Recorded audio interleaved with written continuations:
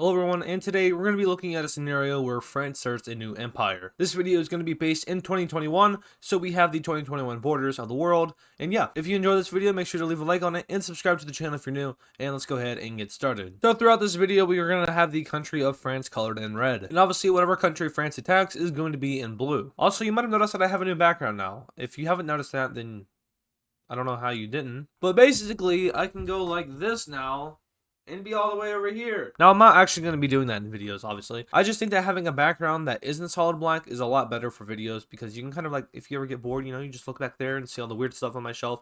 Don't worry, the shelf isn't going to be like that forever. I'm going to actually rearrange it and put some stuff on it. But for now, until I finish recording this video, it's going to be looking like that. Now, the first thing that this French empire does is elect a monarch. Now, you can't really be an empire without a monarch, so they do just that. After this, they decide to kind of go up north and take over the French part of Belgium. Now, they don't want to do this alone, so they forge an alliance with the Netherlands. If you don't know Belgium's situation, it's like this. So basically, we have all of the French-speaking population under this line, all of the Dutch-speaking population above it, and a little bit of German over here in the east. So we're going to be having France and the Netherlands declaring war on Belgium. Now, considering the small armies of the lowland countries, this is going to be a brief invasion, and just like that, Belgium is invaded by the Netherlands and France. And just like that, we have the deletion of Belgium up north here in France.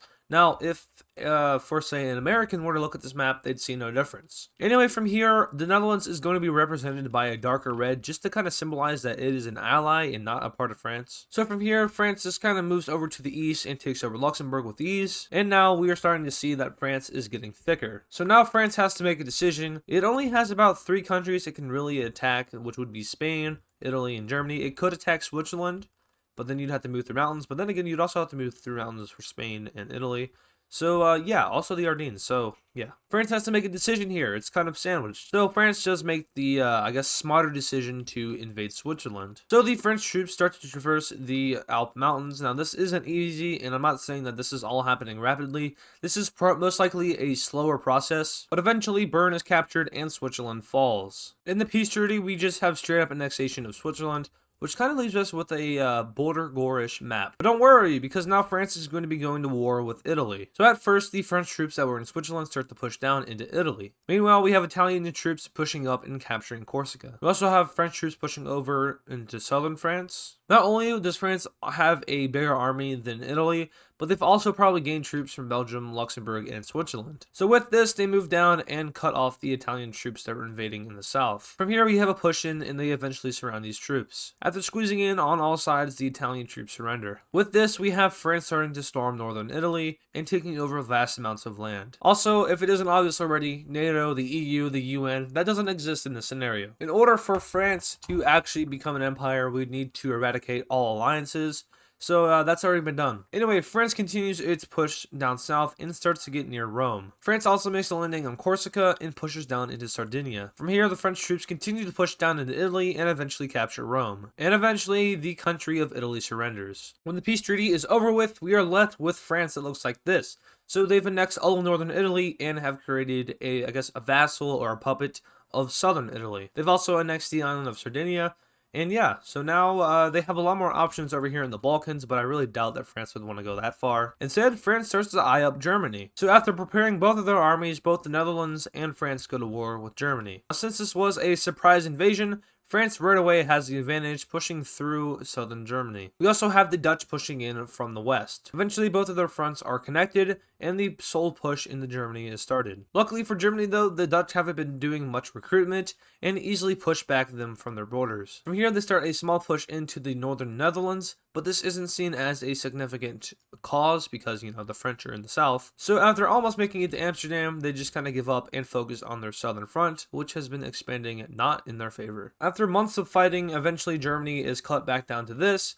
Now, essentially, Bavaria is just going to be lost because it's disconnected, so Germany eventually surrenders. So once again, looking at the peace treaty here, we actually have the Dutch who benefit more from this.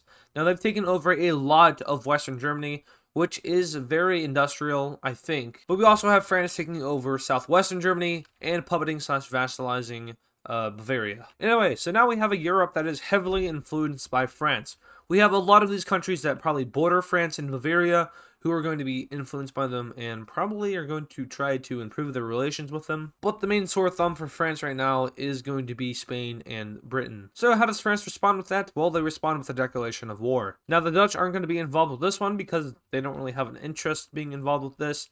Instead, they're probably going to be working on kind of converting, well, I guess converting isn't a good word, but they're going to be working on these German areas just to kind of make them settle down.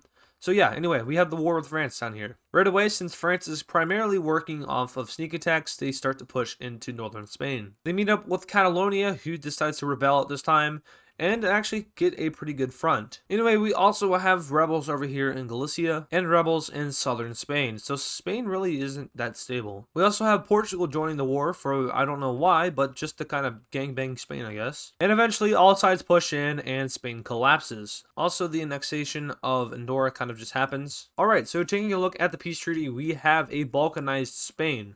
So yeah, we have France taking over pretty much all of northern Spain. We have the release of Galicia, we have the release of southern Spain, we have Portugal getting lands, and we have Catalonian independence. Now, since Catalonia was, I guess, technically helped out by the French, all of these other countries were helped out by France, but not as much as Catalonia, who had direct French support. So Catalonia decided to join this new French alliance. So once again, in the red we have France, the pink is a puppet of France, and the darker red is an ally of France. So France is pretty much done with Europe. We would most likely have 100 Years' War Part 2, but not for this video. Instead, we're going to be having a Conference of Berlin version 2, which really isn't better. So the first thing France does is declare war on Algeria. Now remember, once again, all alliances have been disbanded, so Northern Africa will not help out Algeria in this scenario. France now has an army of about 1 million personnel, which is comparable to the US and China, which that's a lot of people in an army. So they make their landing in northern Algeria. From here, they start to push along the coast. Now, Saharan Desert exists, so this is pretty much all useless. The French push over and take Algiers. Now, if you don't know anything about Africa, once again, Saharan Desert. So losing your capital city and all of your coast means that the rest of this country is kind of, I don't want to say useless, but there's not much there. So the French start to sweep down, but eventually the government surrenders, and we have the French annexation of Algeria. Except it's going to be under direct French rule. It isn't going to be a colony. This is now a part of France. So France has just doubled in size and is probably going to want to continue to expand their colonies. So going over to South America, we have Suriname and Guyana, which are right here. So in South America, we're going to be having France kind of taking over the English colony of Guyana, and the Dutch are going to be taking back Suriname. So just kind of skipping ahead in the war, it would be a pretty simple war.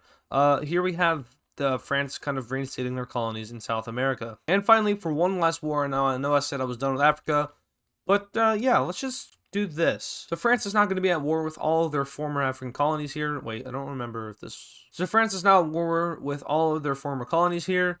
And yeah, once again, Saharan Desert, but we're going to be ignoring that for this scenario. And France starts to push in from Algeria. Now, these countries aren't necessarily the richest countries, so France easily takes them out and conquers them. And with that, we have a creation of 2 more French colonies in Africa. Now, these are actually colonies. This one isn't a colony, but these 2 are. Taking a look ahead in the future, we actually have Galicia joining in on the French alliance, and we also have all of the Balkans being influenced by France. Now, I know I said this earlier, but now that France has kind of made itself a superpower and a well-known superpower around the world, the Balkans have fully switched over to French influence. So yeah, this is what would happen if France decided to make an empire in 2021. Now, this isn't what would actually happen. This is a fictional scenario, like all of my videos are. So yeah, there's that. But it is fun to kind of look at these fictional scenarios and see what could happen. If you guys enjoyed this video, make sure to leave a like on it and subscribe to the channel if you're new. That really helps me out. Thank you guys for watching, and I will see you in the next video.